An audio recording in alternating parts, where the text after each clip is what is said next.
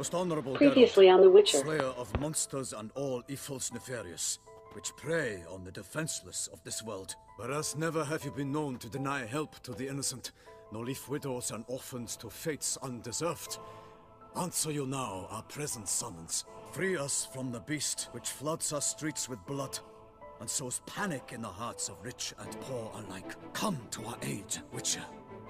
Thus humbly beseeches you the star-crossed city's most gracious protectress, Her Illustrious Highness, Duchess Anna Henrietta. How many victims so far? 2. When Her Grace learnt of the second, she discharged us immediately to fetch you, promising grants of land and fortunes in gold, should you answer her summons. An ill wind blows, Geralt. The beast cannot be tracked.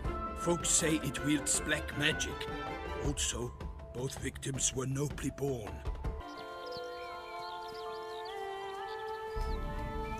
Toussant, the land of love and wine. Exactly how I remembered it.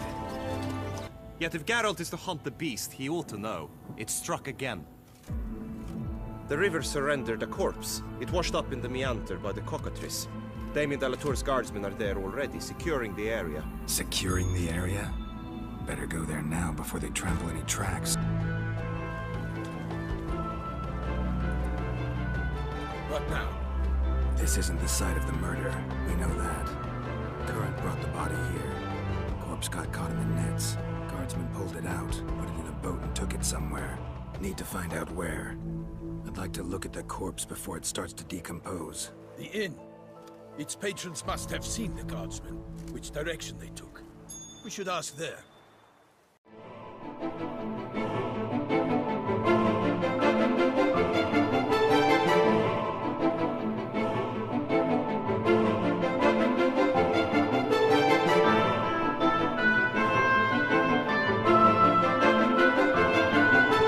Hi guys, welcome back for another video of The Witcher 3. Blood and Wine.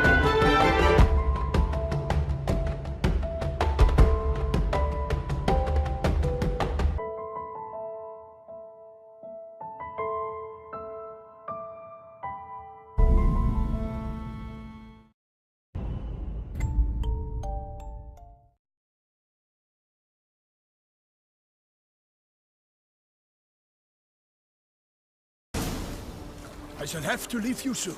Return to court. Barely got back to Toussant. A knight in the service of Her Illustrious Highness knows no rest. In fact, I'd feared I would return too late to fulfill my duty. Yet it seems I've arrived in the nick of time.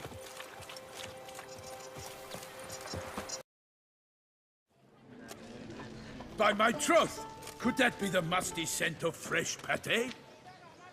Naught else, Sir de Peyrac Peyran. I see time has not dulled your senses. We would be honored if you would join us. Your companion as well. But why do I not detect even a whiff of crayfish chowder? No soup today, on account of there being no crayfish. I reckon you've not heard, but all I caught was a corpse. I awoke at the crack of dawn, as I do each day, but when I looked up, I beheld a blood-red sky. This corpse is precisely why we're here. For the man whom you've invited to join you at the table was summoned from a far-off land by Her Gracious Magnificence. He is tasked with tracking and killing the beast. We invited 2 men to join us, yet since Sir de Peyrac Peyran in temperament is more akin to hare than hound, I surmise the other is the hunter. With whom do we have the pleasure? Name's Geralt. A humble introduction. You've clearly not tarried long with Sir de Peyrac Peyran. Spare us the petty insults. Geralt is a master of the witchering trade. He has questions concerning the beast's last victim. I was the one to find the corpse. The sun had just risen when I awoke, sat straight up in my bed, looked out the window, and beheld a sky red as blood. Ask Geralt, please, or we shall be here till winter. Must have been early in the morning. Went to check your nets and then... I stepped out of my hut and saw... By my troth, to the point, man. You found a body ensnared in your crayfish nets. We know this already. What happened then? Did you see anyone nearby? Did you spy anything noteworthy? Anything at all? Not a soul around, just me. As for noteworthy... well... What did you see? But be warned, if I hear the sky was red again... I saw a head popping, eyes bulging, the tongue blue and popped out. Next to it, a hand rocking upon the water. Get a good look at the body parts? They gave me such a fright. I bolted to town fast as my legs would take me, then returned with guardsmen who told me to keep out of their way. They had a hard haul. The parts were so tangled up in my nets, they were forced to cut them. Need to examine the body. Know where they took it? They ferried it across, then loaded it on a cart and hauled it to a cellar at Corvo Bianco to keep it cool, see? What? Why, Corvo Bianco is Baron Russell's estate. When he learns they've turned his cellar into a morgue, he'll set his hounds on them. While you were gallivanting about the north, his vineyard was auctioned off. Who was that? Woman who just left. Didn't see her before. Didn't notice her walk in either. Doubtless Linnis, the innkeep's daughter. But hold, Geralt, because this is an outrage. Russell's vineyard was auctioned off? Inconceivable. It is no secret the Baron had gambling debts up to his ears. It finally came time to collect. His creditors auctioned off his property. The Ducal Chancellery bought it, in fact. Russell now bunks with his brother in Vicofaro. I told Russell he'd get his comeuppance. How long can one draw on past heroics? His creditors must finally have defined that his promises meant nothing. Such are the times. Today's knights are pale shadows of the heroes of yore. It's true what they say. God sent the beast to punish us for straying from the old paths. So folk think the beast's divine punishment. Knights have turned their backs on the old customs. Where they were defenders of the duchy, they're now defenders of their own tushes. Why, you insolent... Let him talk. The Duchess trades in titles, grants honors to ill-doers. We've strayed from the path of virtue, lost the gods' favor, so the gods sent retribution. Don't listen to that nonsense, Geralt. It's rehashed street preacher codswallop. Yes, the rebel rousers have been sprouting up like weeds lately, each offering the same bill of goods. They say anything else about the beast? Besides it being a messenger of the gods? The Toussant are no fools. They see clearly the beast kills on days honoring patron saints. Picky monster. Thanks for the hospitality. Time I examined the corpse. Corvo Bianco lies a short way from here, near the tourney grounds. Just follow the road and you'll arrive. Not coming with? Oh yeah, duty of some sort calls. Some sort? Ha! Her Grace bestowed a great honor on me, even before we departed for Velen. I'm to play the hare during this year's game in the palace gardens. When you see me in my costume, you will wet yourself laughing. A little tempted to ask a few questions, but it sounds like a long, complicated story. One involving lengthy digressions into local history and tradition. So, see you later, Milton, and good luck.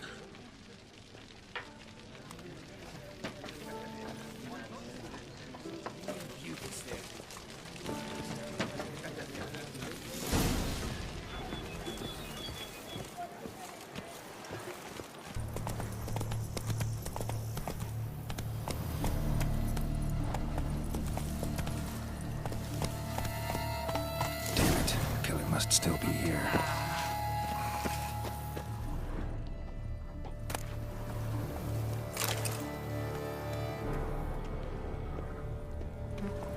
Throat torn open by man-like jaws. Man-like, except for long fangs.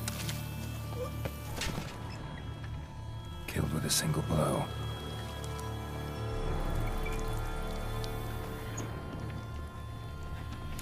cellar. Gotta be. Attacker had no trouble knocking over the cart. Claw wounds from 5 separate claws spread at a small human hand. Massacred by a vampire. Not an Ekimara, though. Or a Fletter. Bruxa. Gotta be.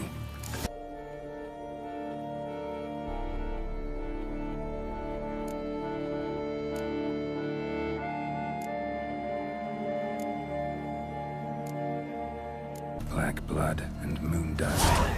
Could be lifesavers.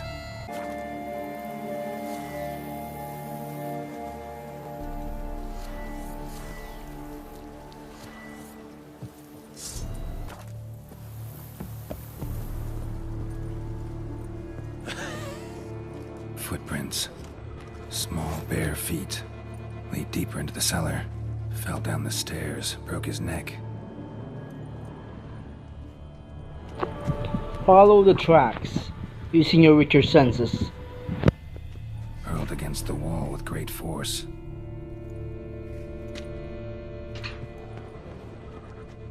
Took a lot of strength to batter this down.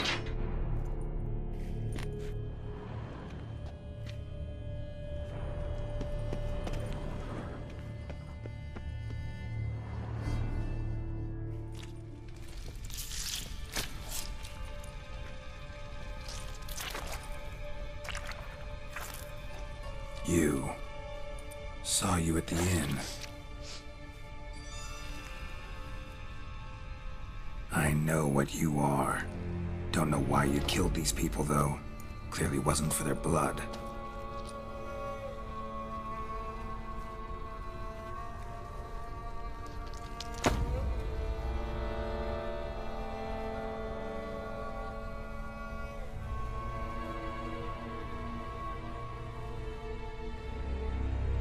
We don't have to fight.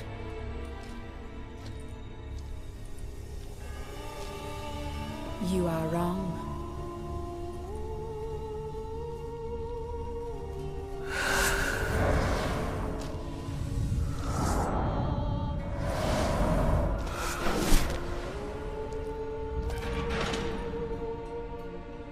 I cannot let you leave.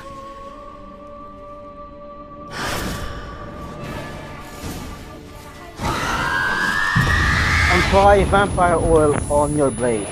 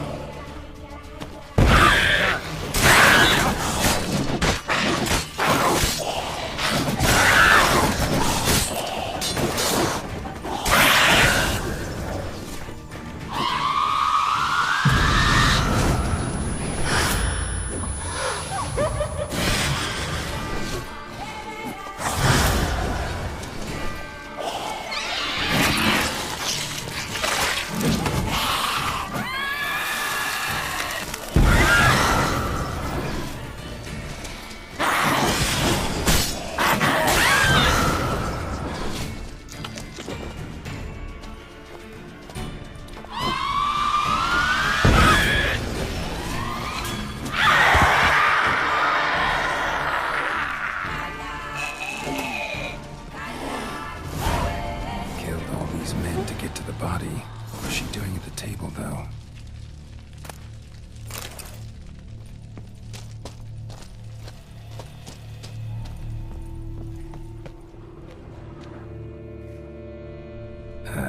Stinks. Waterlogged. Both hands amputated. Body was quartered just as I thought.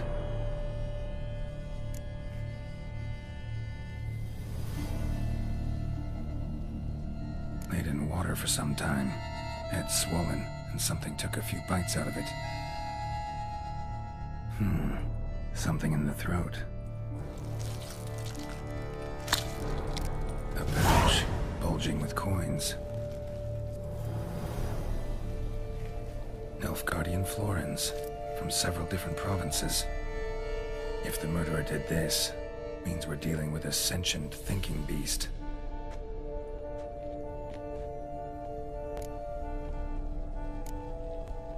Body was chopped up after death. Blows struck with great force. but bones sliced through, not crushed. Creature that killed him had long claws, sharp as a witcher's blade. First sank its claws into the victim's heart. No Bruxa did this. Third hand. A spare? Except it's clearly not the victim's. Guardsmen must have not noticed it as they picked everything up. How's this possible? Still warm. Blood still flowing? Several monster species can regenerate. Never heard of that happening to their severed limbs, though. Or of their limbs seeming completely alive after so much time. Examine the tissue more closely later. Might learn something.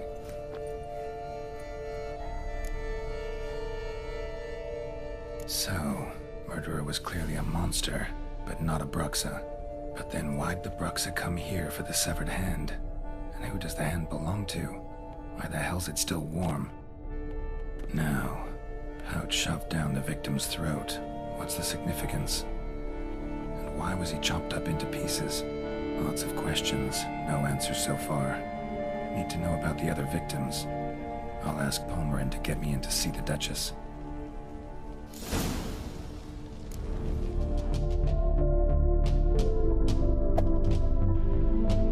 Like and subscribe in Demigod's channel.